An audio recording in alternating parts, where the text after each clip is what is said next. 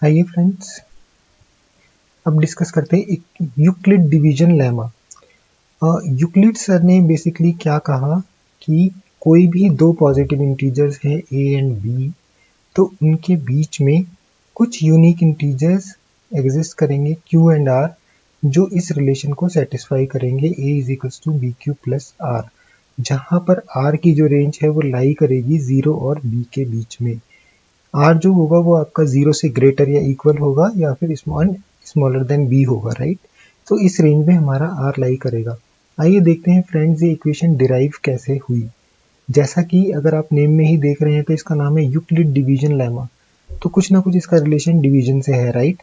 अगर हम दो नंबर्स लें a एंड b, कोई भी दो इंटीजर्स लें a एंड b, जहां पर a हमारा ग्रेटर देन b है या इक्वल टू b है और हम उसको b से डिवाइड करें, राइट, तो क्या होता है फ्रेंड, कुछ क्वेश्चन आता है हमारा q, कुछ नंबर आता है n, जब हम a में से n माइनस करते हैं तो हमारा कुछ रिमाइंडर आता है r, राइट, ये हमारा रिमाइंडर होता है।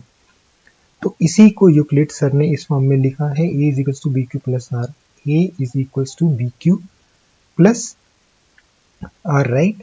और ये उन्होंने जनरलाइज फॉर्मेट दे दिया है कि किसी भी इंटीजर्स को हम इस फॉर्म में लिख सकते हैं। जैसे कि अगर सपोज करिए यहाँ पर b की जगह मैं 3 ले लूँ एक वैल्यू, राइट, तो मैं किसी भी नंबर को, किसी भी पॉजिटिव इंटीजर्स को, सपोज करिए वो a ही है, राइट, मैं इस फॉर्म में लिख सकता हूँ 3q प्लस r, राइट। और r की जो वैल्यू होगी वो यहाँ पर हमारी इस रेंज में लाई करेगी 0, 1, 2, क्योंकि हमारा रिमाइंडर 3 से बड़ा नहीं हो सकता। इस केस में यहाँ पर हमने डिवाइजर 3 लिया था, राइट। चलिए इसको एक बार एक्सप्लेन भी कर लेते हैं। सपोज करिए आप 18 को 3 से डिवाइड करते हैं तो 6 टाइम्स जाएगा, 3 6 18, राइट, रिमाइंडर आपका आ गया 0। अगर आप 19 को डिवाइड करते हैं 3 से तो 3 6 18, रिमाइंडर आपका आ जाएगा 1, राइट।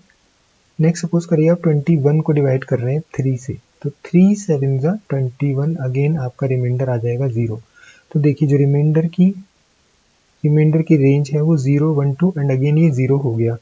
तो इस तरीके से आप कोई भी पॉजिटिव इंटीजर ले लीजिए, अगर आप उसको 3 के डिवाइजर की फॉर्म में रिप्रेजेंट करेंगे तो वो इस तरीके से ही रिप्रेजेंट होगा। और यहाँ पर यूक्लिड सर ने दो इंटीजर्स ले लिए हैं a और b, कोई भी इंटीजर्स की बात कर रहे हैं यहाँ पर। b जो होगा वो हमेशा a से छोटा होगा या a के बराबर होगा, राइट।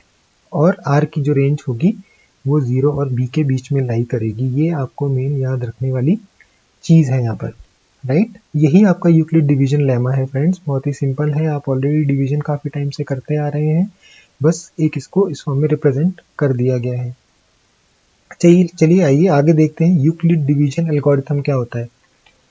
फ्रेंड, यूक्लिड सर ने जब ये डिवीजन की इक्वेशन दी a is equals to B Q plus R, तो शायद उनको ये रिमाइंडर अच्छा नहीं लगा। ऐसा मैं क्यों कह रहा हूँ आइए आपको फर्दर बताता हूँ।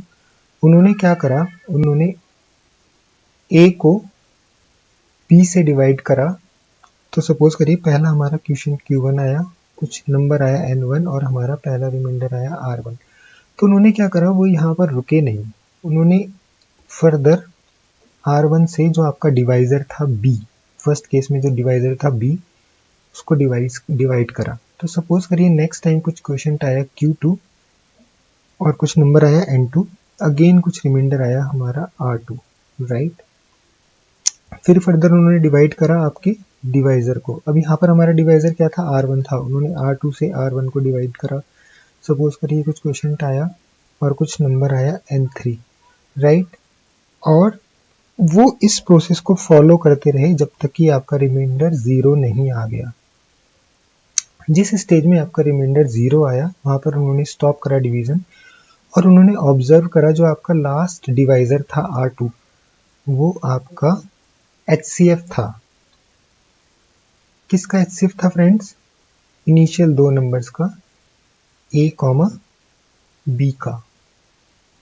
जो HCF निकल के आया वो R2 निकल के आया। और उन्होंने क्या ऑब्जर्व करा कि R2 आपका सिर्फ a, b का ही HCF नहीं था, बल्कि R1, b का भी HCF था, a, b का तो है ही, और R2, R1 का भी HCF था। तो हम इसको इस तरीके से लिख सकते हैं R1, b और R2, R1।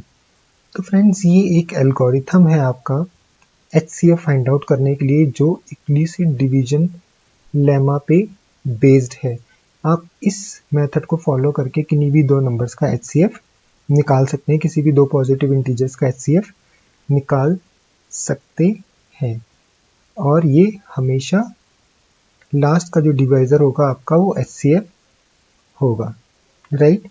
Euclid division algorithm friends बहुत ही इंपॉर्टेंट एल्गोरिथम था, और इनिशियल जब हमारे कंप्यूटर प्रोग्राम्स लिखे गए HCF फाइंड आउट करने के लिए तो उसमें यूक्लिड डिवीजन एल्गोरिथम कुछ आप कह सकते हैं स्टार्टिंग के एल्गोरिथम में था जो यूज़ किए गए कंप्यूटर प्रोग्राम्स में HCF फाइंड आउट